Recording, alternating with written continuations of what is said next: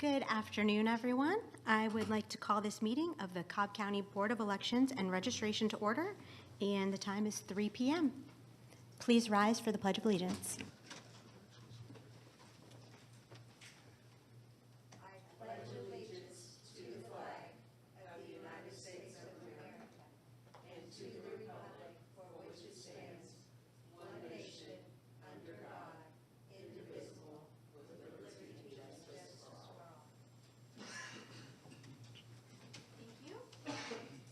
Thank you. The first order of business is the approval of the agenda. Are there any additions or changes to the agenda as presented?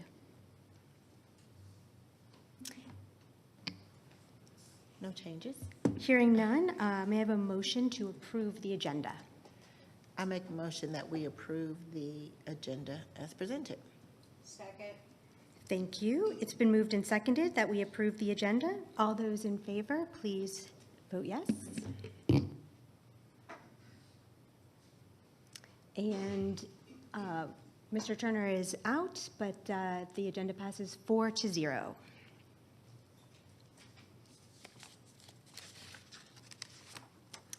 We will now move to the public comment portion of the meeting, and as we have been having that facilitated by our legal counsel, I will turn it over to Daniel. Thank you. My understanding is that today we only have 2 speakers signed up, and those are in-person speakers. Just a quick reminder that this is a limited public forum, and so we are asking anyone here today that's going to speak to limit your comments to the area of elections in Cobb County. And today, as will be the standard going forward, I think we said, did we say 2 minutes? Did we adopt the policy going forward? So 2 minutes for each comment, unless the board decides to extend things. So our first commenter today will be Ross Cavett. In just 2 minutes. Yeah. Hey, good afternoon, everyone. I'm Ross Cavett, a longtime East Cobb resident and a pretty long time resident of this building as well. Since this topic of meetings and when they're held, where they're held with the Board of Elections and Registration has become a matter of public discourse in the last few weeks, I wanted to provide some background on how that all came to be. Before the pandemic, when intention and scrutiny into the elections process started to ramp up, I spoke with the then elections director and later with some board members about hosting some of the meetings in this room. The intention was straightforward. Live streaming those meetings would be a public service, and this space offered built-in security, so it seemed like a win-win. However, our agreement at that time came with one provision, that we could only host these meetings when we had resources available to do so, and that was during regular working hours. Like many Cobb County departments, we are not staffed at the level you would expect from a county this size. I have 3 people responsible for streaming 100 to 125 meetings each year, running studio operations and doing other multiple projects. I would love to have enough staff to offer a second shift to provide more coverage on evenings and weekends. There's a need, but we do not have the staffing. Staffing this room after hours requires personnel from the Sheriff's Office to staff the security entrance, Cobb PD if security is needed in this room, my staff to open this room and operate the AV, and also more downstairs if streaming is needed, and we usually have ITS support as well. We had already been directed by county leadership to move meetings that are non-BOC out of this room, and we've already done so.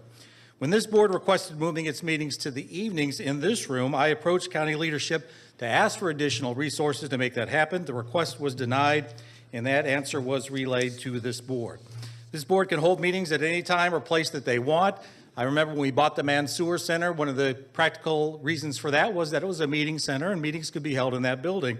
We could stream those meetings using WebEx, or if this board wants a more polished product, I provided the name of 3 vendors who can do that service and already work with some county government agencies as well. Just very disappointed with the public pressure that's been put on the board, and my department paints the Board of Commissioners in an unfair light. We started this effort just to do what was best for the county residents. Thank you.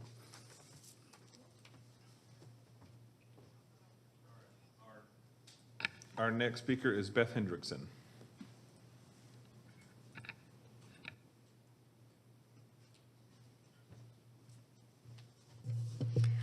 Good afternoon. My name is Elizabeth Hendrickson. I would like to thank the Board and Elections Department for all their hard work during this ongoing election season. I had the privilege of visiting several polling locations in Senate District 35 November 18th. As usual, poll workers were unfailingly professional, efficient, patient, friendly, even when managing and solving technical glitches or sign drama. At the elections office that evening, as well as on December 2nd and several other occasions for logic and accuracy testing or the risk limiting audit, there were also many pleasant interactions, not only with election staff, but with observers from both parties and members of this board. Seeing so many people pulling together to keep the elections process moving is heartening, and I appreciate very much all who contribute. I also served on the vote review ballot duplication panels for the most recent elections. Sometimes finding these volunteers, particularly with different rules and procedures for municipal elections rather than state elections, can be challenging. I was present in these roles in November of 2024, so I saw the large-scale version as well. Given the possibility of state rule and law changes that could result in more paper ballots, I would encourage this board and the office to begin planning how best to schedule and communicate with volunteers. The more notice for volunteers and their schedulers, the easier it is to find those willing to serve. Of course, most have some flexibility, and everyone understands there are always going to be some close-to-time adjustments when exact numbers of rejected ballots are determined. Once again, I would like to thank all of the election staff, many of whom are unseen by the public, who perform all of the tasks to make elections happen in Cobb. Thank you for this opportunity to speak and for all of your service. Thank you, Ms. Hendrickson. That's all of our speakers for today. Thank you to everyone who participated, and that concludes the public comment portion of our meeting. Next item on the agenda is the approval of minutes for the following meetings: our November 4th election meeting, our November 7th pre-certification meeting, November 10th regular certification meeting, November 18th special election meeting, and November 24th special election certification meeting. There's a lot of minutes ahead of us to review. Has everyone had a chance to look at them, and are there any corrections or changes that need to be noted? I do have one correction. It is on the November 7th set of meeting minutes. And under call to order, it says Chairwoman Silas called the meeting to order at 3 p.m. I have notified our secretary to let her know that that needed to be updated to you. Thank you. I gave her a mock-up with a few edits as well, same kind of things. I just noticed a few of those. Well, I think it's important if we're going to change anything on the minutes, we need to let the public know because they also had access to the minutes online. So thus. Do you want me to read them? I can read them. Well, out if you have changes to it, yes, I think you should.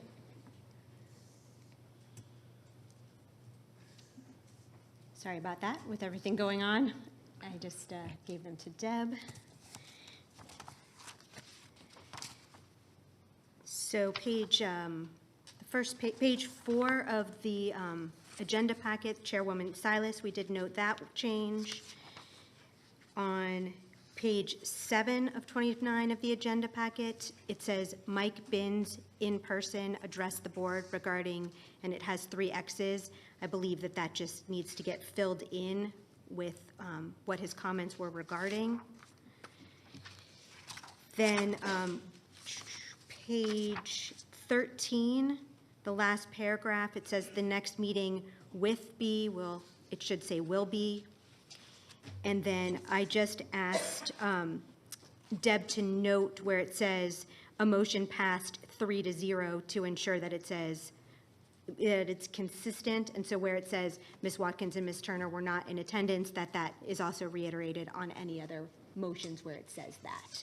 And there were 3 instances of that on the succeeding November 24th and November 18th minutes. So those were the edits. I've marked them, and I don't know if anybody has any, if you want to wait to approve them, that's fine with me, too. That's, I just think if we're going to change them, we should perfect. make it public so we can vote to approve your changes. Great. Yep, so those are the changes. I don't know if anybody else has any additions to add to that.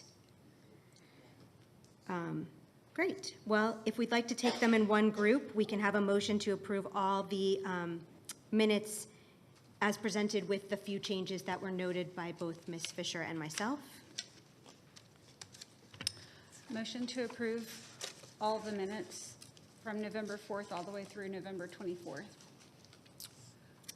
Second, Great, there. with, with the- amend with the changes. With the Do you- changes that Jen and Debbie just suggested. Perfect. Second. We have a motion that is properly seconded. All those in favor? And the minutes, the motion carries. The minutes are approved with the noted changes, 4-0 with Mr. Turner absent.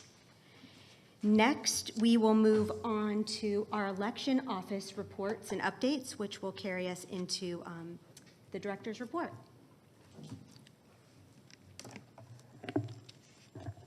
Good afternoon, Board. Just have about 3 slides, quick and easy one today. Starting off with AIP, Advanced in Person, or early voting, as many know. We had a turnout over 5 days of 726. That is roughly 6.47% of turnout. As you can see, the first day on 11/22, that was the busiest day, but all 5 days was pretty steady. We like to see a steady flow of voters in, not where there's a drop off on one day or, ramps up normally on the last few days. But in this election, it was the first day that was the busiest. So a little different trend here, but overall, very successful 5 days of voting at our main office. Absentee by mail. Ballots returned. We received 29. Excuse me. Michael, can you, Sure. clarification for the public so they'll know which election you're referring to? These numbers are for the, what date was it? The municipal election. The December 2nd runoff. December 2nd. Yes, ma'am. Runoff, right, okay. December 2nd runoff for City of Marietta. Absentee by mail, ballots returned between regular and provisional. We received 29 regular and 2 provisionals for a total of 31. 29 of those ballots were accepted. 1 was rejected, and the one that was rejected was due to incomplete oath on the application. Official and complete results. So election day, we like to see when numbers always line up. So this is the first election in a series where our ballots cast and our numbered list matched up. So it's always great to have consistency with our numbers. Election day, 951. We did receive No Ink's official numbered list, and that showed 951 as well. Advanced voting, as previously mentioned, 726 to 726. Absentee by mail, 27 and 27. We did have 3 provisionals. 2 were absentee by mail, 1 election day. I know previously the board asked for a breakout on the provisionals, but since there was only 1 for election day, I didn't create a slide, but it was coded out of precinct, and the voter actually voted in Ward 2, which was not a part of this election, so therefore their provisional ballot did not count. That leads us to a grand total of 1,704 ballots cast and confirmed on our numbered list. 15.18% turnout out of 11,227 eligible voters. And that's it. If the board has any questions, I'm happy to answer. I do have a question. Push the button, look for the red light. It's red. So, doing my due diligence, I noticed on the election summary report and on your report here on advance voting, we show 726. However, on the summary report, in Ward 3, we show 428. In Ward 5, we show 297. And if you add those together, not using Common Core math, you come up with one vote difference. You come up with 725. If you look at the top where it says times cast, it does say 429. I think that's the one provisional. It says what? Sorry. If you look at the times cast line for Yeah. advance voting, it says 429. It does, but And then- when you look at the votes for the candidates, it says 428. And whenever there's a discrepancy and they don't match, I kind of want to know why. Yes. That's I just assume- me. No, I totally agree. I made the assumption that that was the provisional that didn't get counted, but that's, The provisional was for election day, so that wouldn't be included in oh, wouldn't be in advance the advance voting. voting, okay. Correct. I would have to investigate, but I would assume that somebody cast a blank ballot. Or not for one of those candidates. There's only one race, so it still wouldn't explain the number difference, would it? The Yes, 'cause report there would doesn't be- show undervotes, though, It right? does not. So if they did cast a blank ballot for that ward, if they just came in and cast a blank ballot, we would not see that on this. That's correct. We should be showing when not to beat a dead horse over one vote, but it could be 100 votes, not one. If they don't match, we kind of need to understand why. And the fact that it does show different votes cast, I get the blank ballot. On the summary report, when they shut down that precinct, they should show their undervotes, correct? I'm not sure I understand. what When the polling manager creates her summary report or his summary report, and the votes cast or cards cast don't match the scanners, that should show an undervote. Or a spoiled ballot, correct? Yes, they should have documentation if their numbers don't line up at the end of the night. So we should have a reason somewhere in the paperwork that shows that one off, correct? Yeah, we'll have to go through one by one. I mean, luckily, there's only 9 of them to go through. That's the but good news yeah. about the smaller turnout election. But I just, whether it's one off or more, I think it's worth pointing out. My father always said, when you balance your checkbook, even if you're a penny off, you better know where that is, because that penny could be a $100 bill. Never did find the $100 bill, though, so. Sure, we anyway. can go back and look at it. We can actually run the report to show just the unresolved write-ins and the undervotes and all of that. That might be an easier way to determine what we're looking for. But then, of course, we'll Oh, go you back can run to, that from Jarvis? not from Jarvis, but from EMS. Oh, duh. Yes, ma'am. Okay, all right. So we can do that, and I can report back to you on what the findings are. Okay, thank you. I'm going to answer your question. Okay, so do you want to ask your question and then, yeah. Sure, in times cast, does that include write-in candidates? I'm not sure.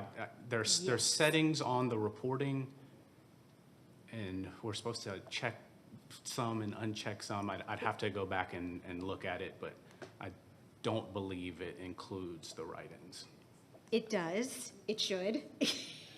It should include the write-in on the times cast, but it's not going to show, this has been an issue with from what I understand in my time here doing this work, that it is not going to report on, it's not going to show a name because it went into the diverter bin. Yes. But it did go through the scanner. I see it nodding, right? So I'm using the right language. Okay, goes into that diverter bin, so it did cast, but it has to get reviewed and reconciled separately. And on this election summary report, which has always been sort of something that's difficult to reconcile from that perspective with undervotes, is that it's not going to say there was one write-in. It's only going to show those two listed candidates.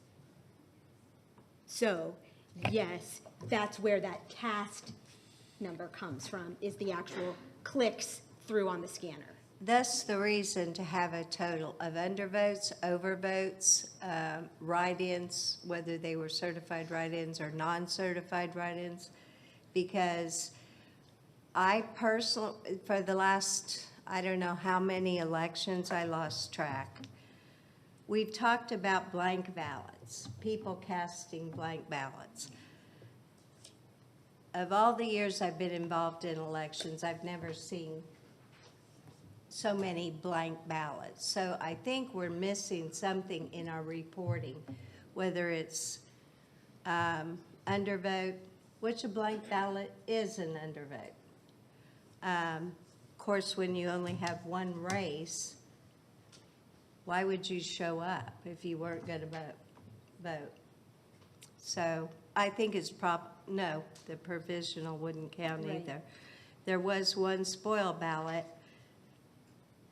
That was advance voting or day of? Oh, I'm not sure. I'd have to Okay. go back and, Well, like I Yes. said, there's been a lot of elections, but I think it's important that we know all of those numbers, undervotes, overvotes, write-ins, because they do affect the total outcome. And a lot of times when the numbered list, why I asked for Jarvis and no inks numbered list or voter history list, is if they always match up. I question that sometimes. So, I'd like to know. Inquiring minds would like to know. And I think that my guess is that will be reporting that's easy to, it should come from the poll, would be my thought. It's just not going to be on this report. sure. Yeah, we'll have When to. we're canvassing, we should be looking at those, Yes. I think they're called election summary reports that the poll manager fills out at the end of the election, correct? I think they're in the recap sheets. Recap sheet, That's- election recap sheet. So, any other questions regarding the election presentation from Michael? I have one comment.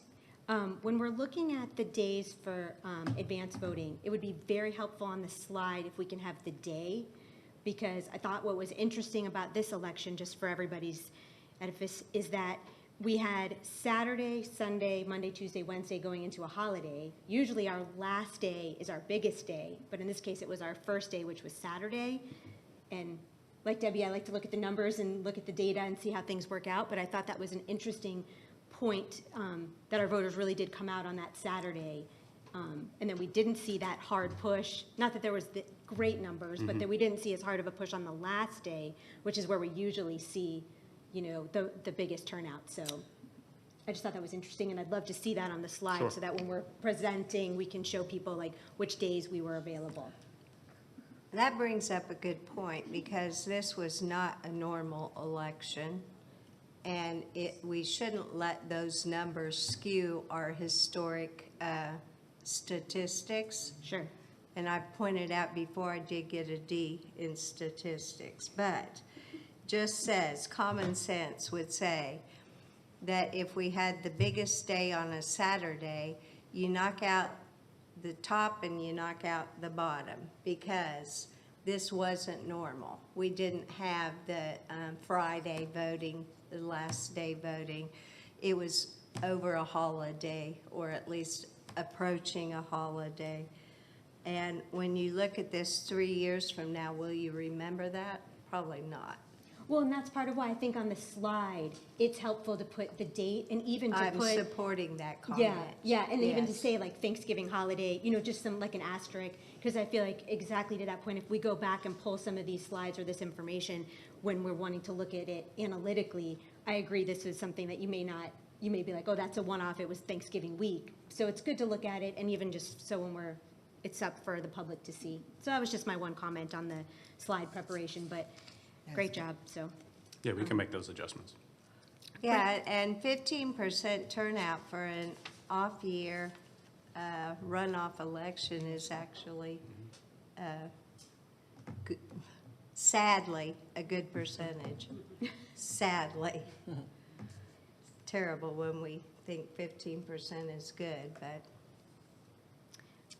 Any other questions, or did you have anything else to present? Nope.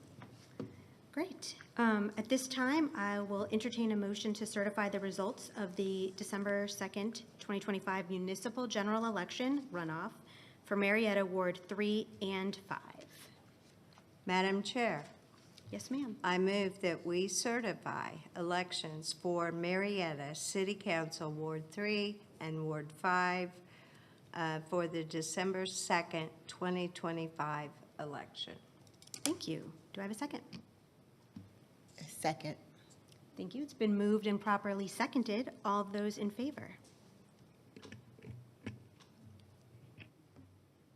And the motion carries 4-0, and the election for December 2nd has been certified. Thank you all. All right, on to old business, which we don't have any in today's agenda. And for new business, I will turn this back over to Acting Director Dietrich for his presentation on the advertisement of boundary changes for City of Marietta precincts. And these are outlined in your multiple of exhibits A through M.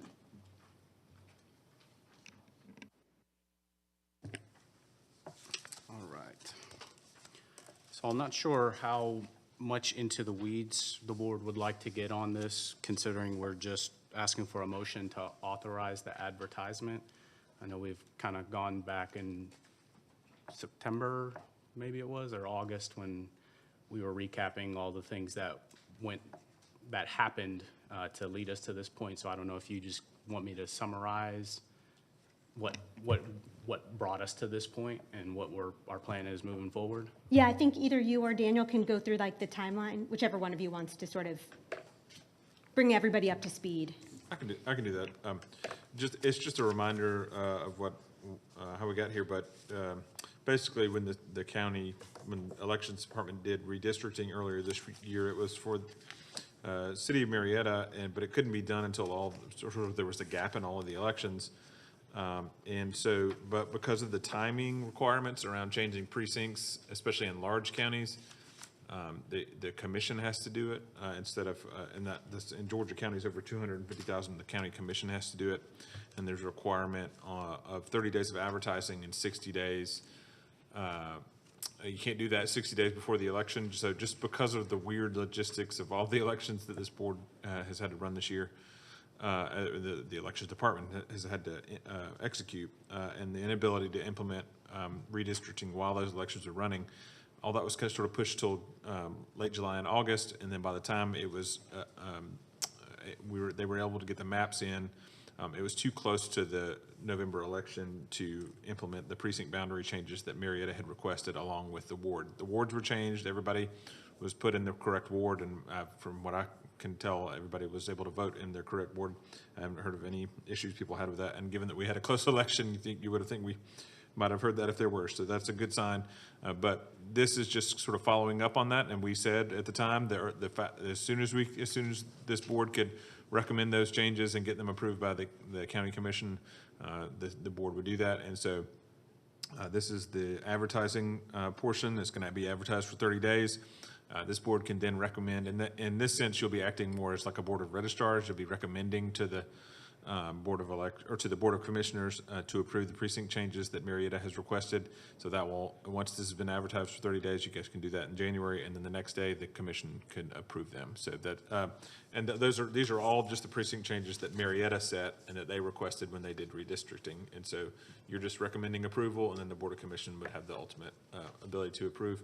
And then in all elections moving forward, the voters, Marietta voters would vote in those updated precincts.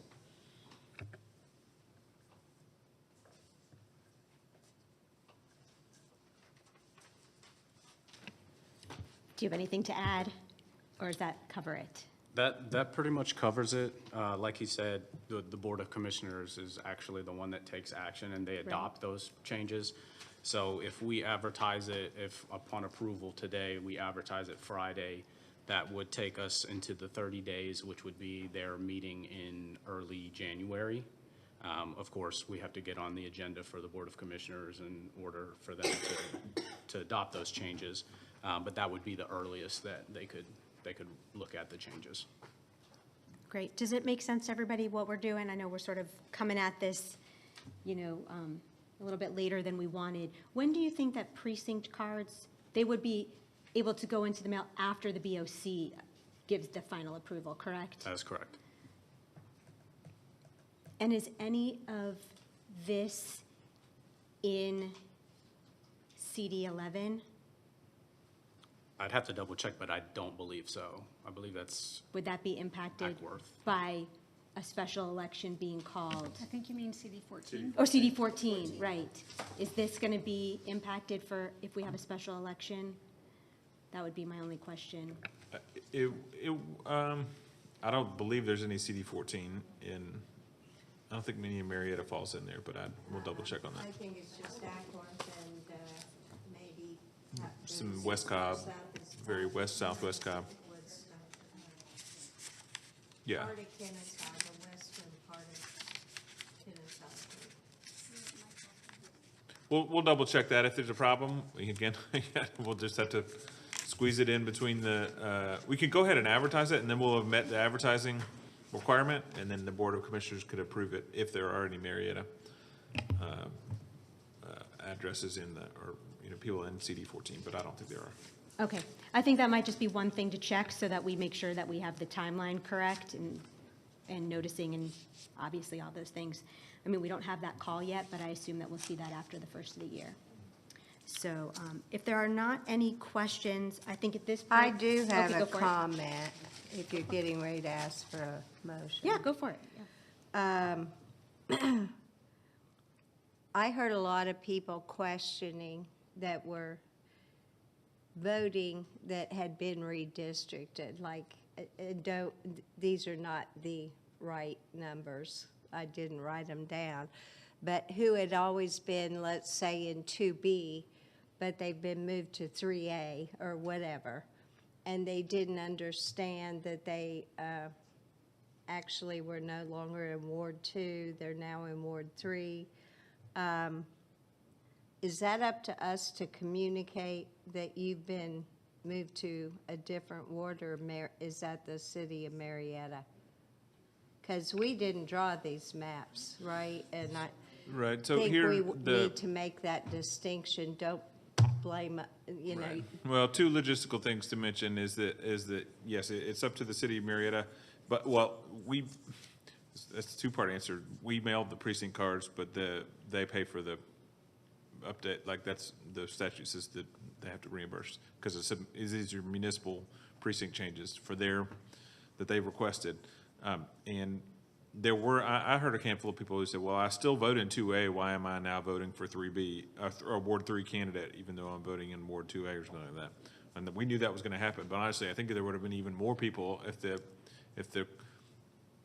we had gone ahead and made changes, because then people would be showing up to the place they voted for 12 years and say, well, why am I now voting in 3B? Well, that's because that's your new thing. So you're gonna get some of that again. When we make these changes, people can say, well, I voted in Marietta 2A for the last 12 years. Well, that's fine. Marietta changed your precinct, and you're going to vote in 3A, and you're going to vote for Ward 3. So it's going to be at least cleaner there. The other thing is we're going to work with staff and make sure there was also a little confusion around the school district slot yeah, where yeah. it said like Zero. School District 0, and we just either need to put a Marietta School District thing in there or just make sure it says Cobb School District so people know that it's a reference to this school. Does Cobb have school districts in proper city of Marietta? Okay. And Thank it, and it just said school district, because most of the county, you know, everywhere else in the county except Marietta, you have a school district, and it doesn't match up. Marietta is a little unique because their school district wards always match up with their council wards. And so, whereas the county, you have 7 school districts and only 4 commission wards, so they don't match up. Okay, and it changes their school ward as well, these maps? Yes, there's changes that, they've already been put in their updated school district ward. They'll just be put in the precinct just means for every election, Cobb, State, Marietta, they're just going to vote in that precinct until 2032. But they've already been notified of their actual change. This is not changing their precinct boundary so that it aligns with their ward. That's right. I don't think people understand that. I mean. I think some even do. A very minimal number of people understand the whole redistricting process until they're moved out of their comfort zone. And when they get moved out, they get an education, I guess. I just wanted to make sure that we covered that because I think there was confusion surrounding that. And And when the we do- question was posed, well, why did you guys do this? Well, you guys didn't do that. So, Yeah, and we anticipated that there was going to be a lot of confusion around this, Okay. so that's why we took the avenue we did with having them vote at the precinct that they've been voting at, because it's roughly approximately 7,700 people that would have had to go vote somewhere else. So we did the best we could with notifying them on short notice and with all the confusion of everything that was taking place. And we thought the best path forward was to just have them vote where they're familiar. And then once we do the redistricting where we align our maps with theirs, then that's when we would make the change. okay. And I think maybe what's key is when we look at the postcard format for notification, when we do say, here is your new precinct, your new polling location, we might look at some language that explains why you're getting another card, but your ward stayed the same, but you're changing where you actually vote. That's what this is doing. Sure, yeah, we can look at what our options are. There's not a whole lot of room Right. for all of that on the card, but we can look at social media posts and the website and Right, different just avenues of. communication. Sure. Did you just say your ward stays the same, but you're voting in a different precinct? Yes, You're voting in a different polling location. That's what's Correct. changing here, is actually your precinct boundary. But you've already been redistricted. so how it was handled was basically they were notified of the change, but we pulled that district combo that, for example, if they voted in 1A, but due to redistricting now, they're supposed to vote in 5A. What we did is we pulled the combo from 5A and just had them vote in 1A. But once we actually implement these maps, then they will have to vote in 5A now. Okay, Does that make sense? that makes, Okay. Any other questions? Are we ready for a motion? And Daniel, we're just making the motion to authorize the advertisement of the boundary changes, correct? Yes, I reread the statute again today after a question. You probably could have, you're just recommending, so you probably could have, because the advertising just have to happen before the commission one, but I think it makes sense to just go ahead and authorize it for advertising today. You can discuss it again at the next meeting, and then the next day, the Board of Commissioners could vote on it if they're ready. Great. So at this time, I will entertain a motion to authorize the advertisement of the boundary changes for City of Marietta as presented. I make a motion to authorize the advertisement for the boundary changes for the city of Marietta, contained in Exhibits A through M. Second? Thank you. It's been moved and properly seconded to authorize the advertisement of the boundary changes. All those in favor? And the motion carries 4-0. And I believe that wraps up our business for today. I know, look at the time, 3:39. We have board member comments next. Ms. Fisher, do you want to start us off? Certainly. The only comment I have is, and we have said this before, but we can't say it enough, is to thank the entire election department for their undying, never quit, don't give up attitude. The thing that is totally astonishing to me is when you walk into the office, doesn't matter what time it is, might be 2 a.m., might be during a normal work week, they have positive attitudes, and you can tell it, you can feel it, and that isn't something that you can buy. It isn't something you can pay for. It's something that you cultivate. And I just want to thank every one of you in leadership for your leadership, because it truly makes a huge difference. When you walk in and you feel good vibes, it kind of sets a different tone. So thank you. And Michael, you have jumped in and done an amazing job in almost impossible odds. The number of things that we had in the air at the same time it's got to be unprecedented. So thank you for doing that. And that's all I had to say about that.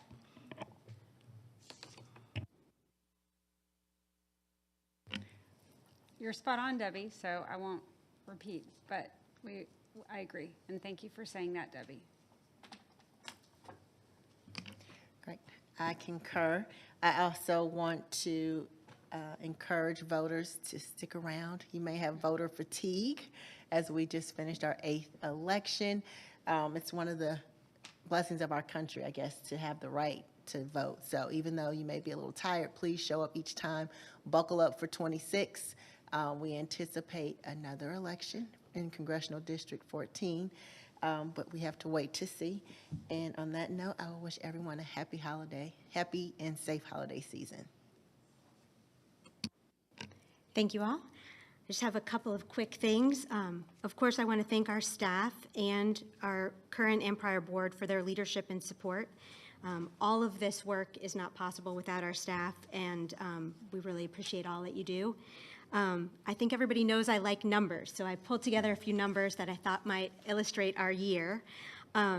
This year, we will have supported 9 elections in Cobb County, covering 70 weekdays, 9 Saturdays, and 4 Sundays of advance in-person voting. In total, that amounted to 3,230 hours of staffed voter service operations in this county. And that's not all the time that goes into preparing it. That is literally just staffed voting hours, 3,230. When you break that down, it is the equivalent of more than 400 full workdays. This shows the scale of effort required to deliver these 9 elections. And through it all, our team has performed consistently across shifting schedules and site demands, demonstrating both their commitment and our readiness as we move into 2026. Thank you, everyone, and I know we've got one more ahead of us, but I thought that might be helpful to kind of look at it in some numbers. All right, well, that concludes the business portion of our meeting. I think we all received a legal update from Daniel. Does anybody have a need for executive session? Can I give just one? I've already had a question about this, and I just want to go ahead and answer it before I start getting it 3 or 4 more times. Absolutely. There is a judge, congratulations to Judge Poole for announcing his retirement. He's served this county for a long time. There is no special election to fill judge vacancies. The governor appoints Superior Court judge vacancies, so you do not have to worry about another special election, but I want to say congrats to Judge Poole and congrats to the election staff for not having to have a special election for that. So, Daniel, speaking of special elections, I'm getting a lot of questions about the special election in CD 14. yes. What does the law say about when that's most likely to happen, so that maybe that will Sure, I can- eliminate some questions coming to us? The way I read the statute is that the call for the election would have to be issued by the governor within 10 days of the resignation. It's a little tricky because this one was announced so far ahead of time. It wasn't like we're announcing it next week. It's been announced and then it's going to be official in January. So the way I read it is within 10 days of that resignation being official, there would be an election called. They can go ahead and sort of telegraph to everybody when it's going to be, but then it would have to be within 29 days of that or 30 days of that call to have the qualifying and the election. So it'll be fast. It's much like the SD 35. There's a pretty short window to do it, but that would put us somewhere in the mid to late February range, maybe early March, depending on how far they can stretch. There are ways that they can also sort of stretch those dates depending on holidays or when they say they received the resignation versus when it's official and those kind of things. And so, but that's probably the range we're looking at is mid-February to early March. For the public, the good news, bad news is it will be a jungle election, though, correct? For those who don't know what a jungle election is both parties, all parties run on one ballot. So you don't have a primary election and then a general. So what you most likely will be guaranteed, though, is a runoff. Unfortunately. So you don't really gain anything as far as numbers that you're going to have to operate running an election, but all parties, it's kind of like an odd way of ranked choice voting, actually. So it's a way around calling it ranked choice voting. So that's what it is. What will be is a jungle primary. Thank you for the clarification on those couple of points. We have another election coming up here, so I just want to announce we have two official meetings. Tuesday, December 16th at 7 p.m. at the election office will be our Senate District 35 runoff, our last and 9th election. And then we will not have a pre-certification meeting, thanks to Ms. Fisher, that Friday, but we will have our certification meeting Monday, December 22nd at 4 p.m., and that will be at the main election office as well. It's not a regular meeting, it will just be for certification. And if everybody can just stick around for a moment so we can sign certification for the municipal election, that would be great. But there being no further business before the board, the meeting is adjourned at 3:47 p.m.